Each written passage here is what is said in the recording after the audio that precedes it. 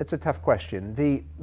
What we're seeing on a more general level now is that countries are disintegrating, okay?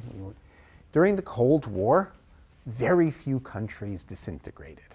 We had a lot of new countries, and they were weak in many ways. They were new, they were not well institutionalized, and yet somehow they seemed to maintain themselves. There were some that fell apart, but not too many.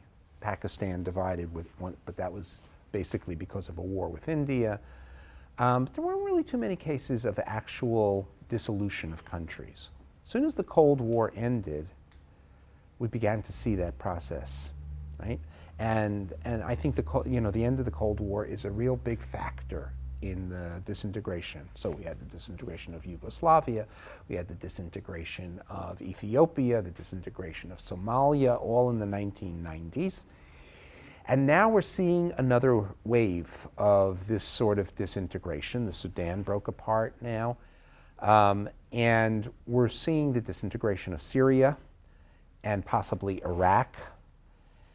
And the question is, would United States troops and training of national troops in these countries really make a difference on whether or not they disintegrate? In other words, would Iraq really hold together better if the United States had 10,000 troops there and was working to train the Iraqi troops? And that's the question for Afghanistan.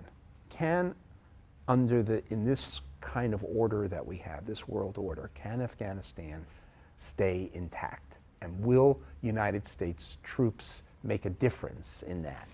I don't know, I can't answer that question, but I think it's pretty optimistic to say that the United States can make a difference. I think Afghanistan may very well disintegrate into fiefdoms, warlords, or whatever particular form it takes. And I wouldn't be surprised that on a very schematic level, in 10 years, Afghanistan looks like Somalia today, which is, it's difficult for the people there because it doesn't give human security under those conditions.